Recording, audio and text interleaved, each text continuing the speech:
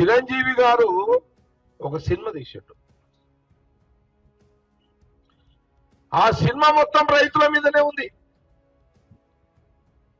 చిరంజీవి గారి సినిమా, చిరంజీవి గారు తీసిన సినిమా రైతుల మీద ఉంది. రైతుల మీద ఉంది. అందులో వ్యవసాయానికి నష్టంతో రైతులు ఆత్మహత్యలు చేసుకున్నట్టు ఒక చరిత్ర, వాస్తవం చరిత్ర సినిమా తీసిండు. అందులో రైతులు చచ్చిపోవడము, ఊరేసుకొని ఆత్మహత్య చేసుకోవడం, అందులో చిరంజీవి గారు హీరో ఉండడము, ఈయన హీరో ఆ రైతుల కోసం కష్టపడ్డట్టు ఈ చరిత్ర మొత్తం తీసిండు. అది బహుశా ఆ సినిమా హిట్ అయింది. ఆ హిట్లో కోట్ల రూపాయలు చిరంజీవి గారికి వచ్చినాయి, ఆ డైరెక్టర్కి వచ్చినాయి.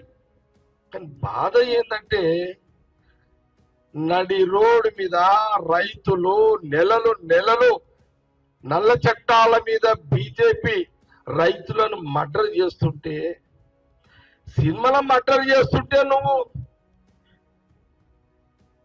ఉద్యమం చేసినవి.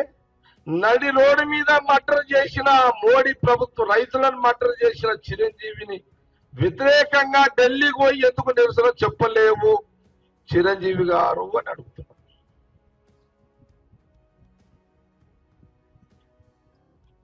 సినిమానేమో హిట్, రైతులేమో ఫట్. కోట్ల రూపాయలు నీ జేబులోకి వచ్చినాయి, నీ డైరెక్టర్కి వచ్చినాయి.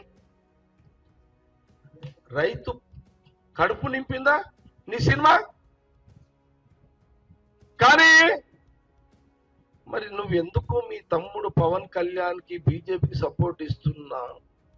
పవన్ కళ్యాణ్కి నువ్వెందుకు, మీ తమ్ముడే కదా పవన్ కళ్యాణ్ గారు, నువ్వు సినిమాలో హిట్ అయినావు, కోట్ల రూపాయలు నీకు వచ్చినాయి.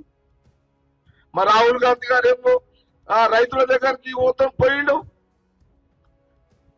మరి మీ తమ్ముడేమో బీజేపీతో వస్తానా, background under ground Chandrababu Naidu గారికి తోస్తానా? మరి మీరు ఎందుకు?